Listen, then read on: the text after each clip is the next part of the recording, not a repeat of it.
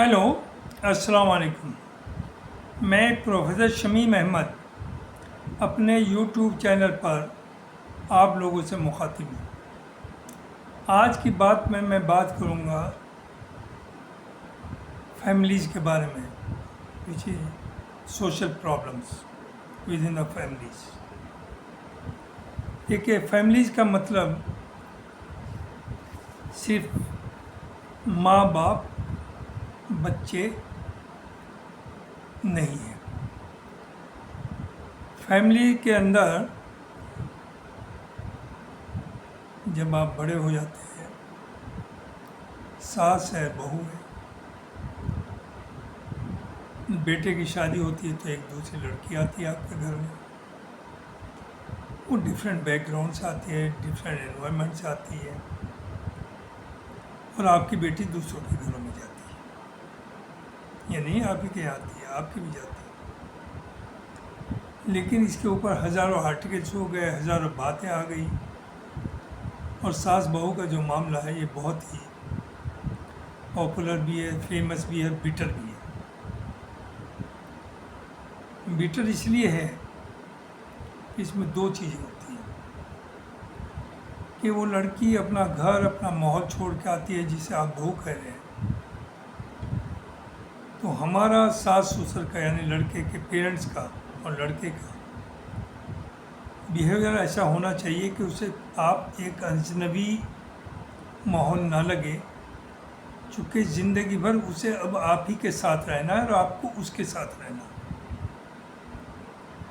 और सास ये ना सोचें कि वो आज डोमिनेट कर रही है, वो सीनियर है, घर की मालिक है। उस टाइम के साथ वो बहू घर की मालिक होती है और आप एक कॉर्नर में बैठ जाते हैं। लिहाजा ज़रूरी है जिससे आप बहू बना के लाएं, उसे वैसे ही ट्रीट करिए जैसे आप अपनी बेटियों को कर रहे हैं। अगर बेटी सुबह दिन में 10 बजे उठ रही है तो बहू भी अगर 10 बजे तक सोती है तो उसे आप टोके ना। ये नहीं कि बहू को कहें आप 6 बजे उठ के चाय बनाइए, खाना नाश्ता लगाइए, और बेटियाँ आपकी सोती रहे। वहीं से टकराव शुरू होता है। दूसरी चीज़ वो अनजाने में भी होती है कि माँ को अपने बेटे से बेहद लगाव है। जब बहू आई तो उसका झुकाव थोड़ा उधर हुआ, और वो तो होना ही चाहिए, क्योंकि उस माँ के साथ भी तो उसके बाप का झुकाव है या नहीं है, वो उसे भूल जाती है। तो लेकिन वो ये समझती है कि मेरा प्यार जो है बेटे का, वो उसमें बंटवारा हो रहा है। वो तो होगा, होना चाहिए भी, लेकिन ये लड़के की जिम्मेदारी है कि वो बैलेंस क्रिएट करे कि चूँकि प्यार ऐसा नहीं कि 1 किलो है या 2 किलो है ख़त्म हो जाएगा। वो माँ बाप के साथ भी बहुत अच्छा रवैया रखे और साथ साथ बीवी के साथ भी। लेकिन इसमें एक कड़ी दूसरी है, जो बहू की जो माँ होती है, सत्यानाश वो करती है फैमिली का। सब नहीं, लेकिन 90% केस वो बेटी को समझाती है कि सबकी इज्जत करना, सास ससुर या उनके घर वालों की जूते मारना, उन्हें इज्जत नहीं देना। तो जब वो लड़की का माँ का इंटरफेरेंस वहाँ जाता है, बहू की माँ का, तो मामला बिगड़ते हैं। अच्छी माएँ ये कहती हैं कि हम तो बेटा तुम्हारे हैं ही हैं, जहाँ जा रही हैं उन्हें अपना बना दो, और जब अच्छा बिहेवियर हो तो वो बन जाते हैं और ख़ानदान में खुशी रहती है। अब आइए आगे थोड़ा बढ़िए। फैमिली में फूफी आती है, फूफा आते हैं, मामा आते हैं, मामियाँ आती हैं। तो ये याद रखिए कि फूफा जो है वो आपका ब्लड रिलेशन नहीं है। उसी तरह से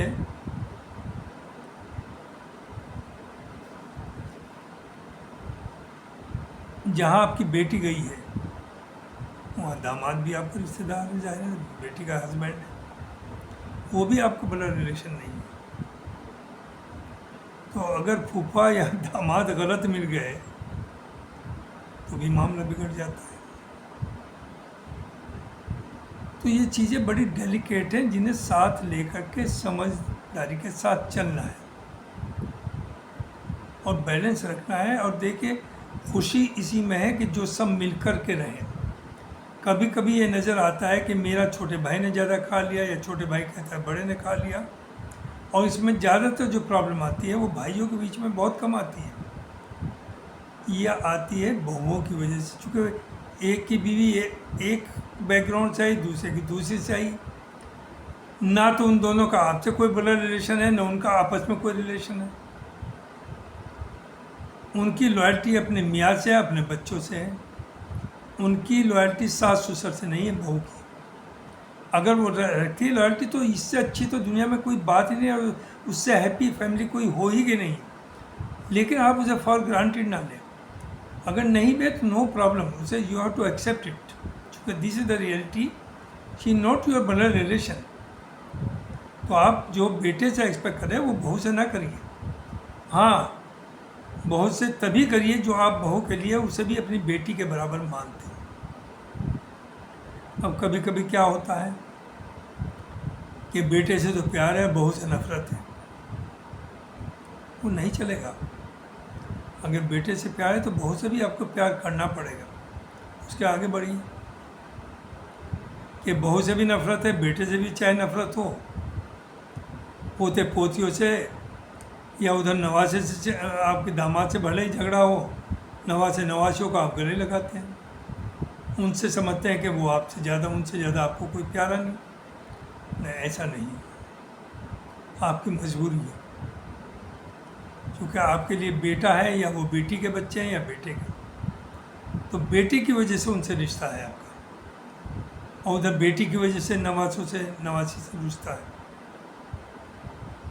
तो अगर आप ये एक्सपेक्ट करें कि आप उन्हें बेहद प्यार करके वो आपके साथ देंगे, आप धोखे में ना रहें।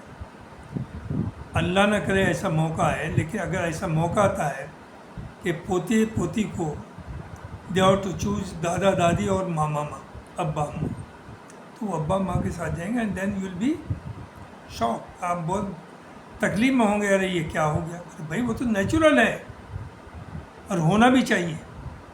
बच्चा, आप दादा दादी कुछ भी करें और आप कर रहे, कोई एहसान नहीं कर रहे, माफ़ कीजिए, ये अल्लाह का निज़ाम है कि आपने अपने बच्चों के किया, फिर उसके बच्चों का करते हैं जब वो बड़ा हो जाता है।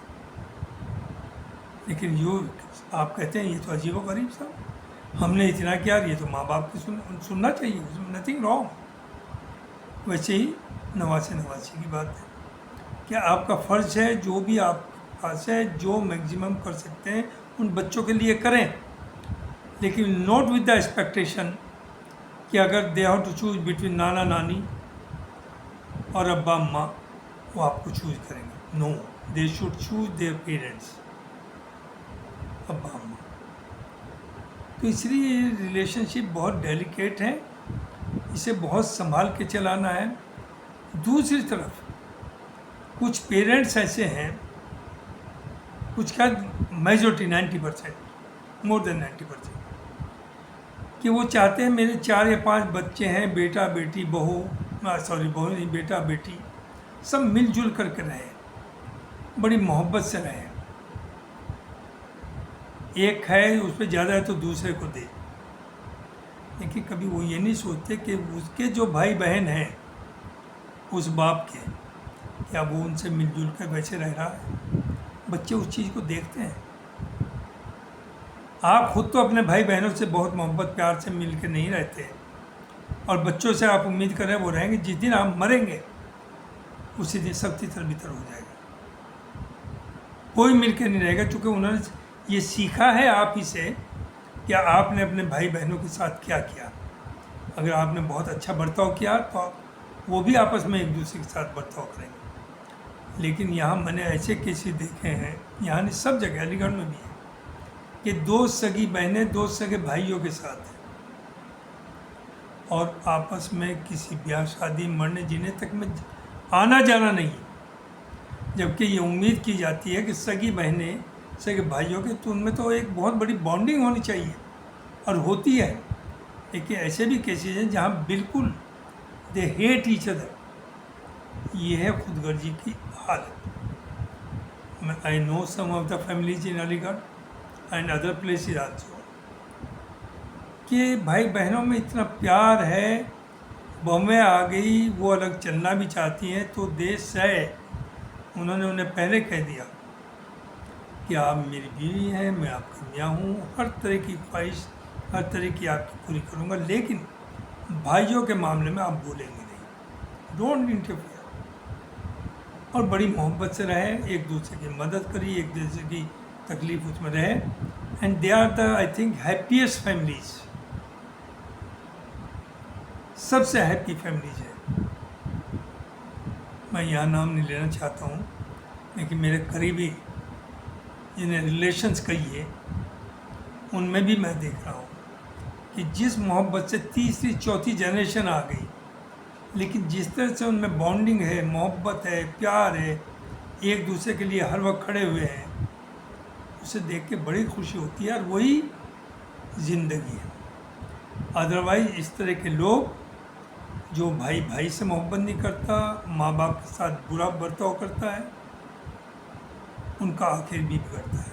एक बात और है, जो हम माँ बाप हैं, जब 60 से ज़्यादा उम्र हुई, बच्चे बड़े हुए, तो उन्हें हम तालीम देते हैं कि माँ बाप के पैरों के नीचे जन्नत है, खिदमत करो, बुज़ुर्गों का ध्यान रखो। लेकिन मैं बहुत एब्यूसिव लैंग्वेज यूज करना चाहता था, यहाँ नहीं करूँगा। इन्हें ये वो बच्चे वो भी देख रहे हैं कि आपने अपने माँ बाप के साथ किया है। आपने तो अपने माँ बाप को एक रोटी नहीं दी, बुढ़ापे में घर से निकाल करके कहीं और रख दिया, और बच्चों को आप ये तालीम दे रहे हैं कि माँ बाप के पैरों के नीचे जन्नत है। उन्होंने आपकी करतूत देखी है, तो जैसा आपने किया है वैसे ही आपको भी भुगतना पड़ेगा। तीसरी चीज़ जो सबसे बड़ी है, जो डिस्प्यूट्स होते हैं घरों में, फैमिलीज़ के अंदर, वो होते हैं प्रॉपर्टी डिस्ट्रीब्यूशन पर। जबकि कुरान में यह है कि जीते जी आप 3 दिन सोना भी हराम है अगर आपने वसीयत नहीं कर रखी। ये कि 1400 साल पहले ये सब बात हुई और कलाम पाक में लिखा है। उसकी वजह यह है कि अगर आप वसीयत करके नहीं जाते तो फैमिली के अंदर उसके बंटवारे पर डिस्प्यूट होते हैं और आपस में दुश्मनी होती है, मुकदमेबाजी होती है। अभी तक तो ये प्रॉब्लम थी कि मान लिया आप पे 10 करोड़ की प्रॉपर्टी है, लेकिन उससे आमदनी कोई ख़ास नहीं है, यानी रिटर्न नहीं पड़ रही है, वैल्यू बढ़ रही है, लेकिन पैसा हर साल जो इनकम मिलनी चाहिए वो कोई नहीं मिल रही।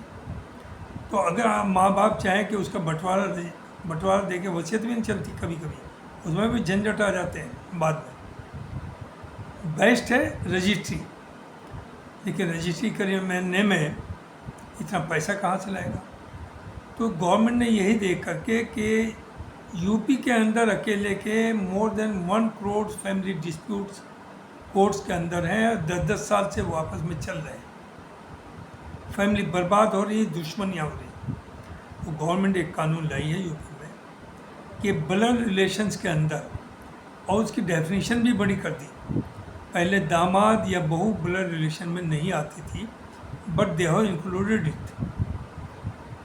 आप सिर्फ 5000 के स्टाम्प पेपर पर उसे कहते हैं गिफ्ट रजिस्ट्री, दान रजिस्ट्री, जो रजिस्ट्री ही है, लेकिन उस पर स्टाम्प ड्यूटी जो है 7-8% वो नहीं लगती, कोई और फीस नहीं लगती।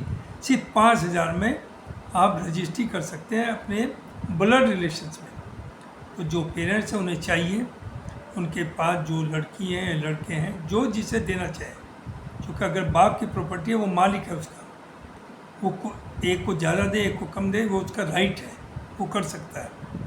लेकिन उसे जीत जी आप रजिस्ट्री कर दें, क्योंकि मरने के बाद क्या होता है कि अगर एक घर में 4 कमरे हैं, आप अपनी ज़िंदगी में अगर बच्चों से कहें चारों से कि तुम्हारा कमरा ये तुम्हारा ये तुम्हारा, दे विल एक्सेप्ट, क्योंकि बाप ने कह दिया है। लेकिन मरने के बाद इस पे झगड़ा होता है कि मैं इधर का कमरा नहीं लूँगा, मैं तो उधर का लूँगा, और इसी के ऊपर डिस्प्यूट खड़े होते हैं। तो इसलिए ये जो गवर्नमेंट की एक नई पॉलिसी 2-3 साल से आई हुई है कि सिर्फ 5,000 के स्टाम्प पेपर के ऊपर आप दान रजिस्ट्री ब्लड रिलेशंस में कर सकते हैं, तो इसका फ़ायदा उठाइए। दूसरी चीज़ ये कि कोशिश करिए, जब दान रजिस्ट्री होगी तो सर्टेनली आपके इंतकाल के बाद, आपके डेथ के बाद बच्चों में कोई कम से कम प्रॉपर्टी का डिस्प्यूट नहीं होगा। तीसरी चीज़ जो मैंने कहा था, सबसे बड़ी जो प्रॉब्लम है, यह आप ही के या नहीं, ये पूरे दुनिया में है, सास और बहू। जब दूसरे की बेटी आए तो उसे बेटी ही मान करके चलिए, बेटी ही कंसिडर करिए, उसे बाहर की आई हुई बहू ना समझिए, बल्कि बेटी समझिए, कोई प्रॉब्लम नहीं आएगी।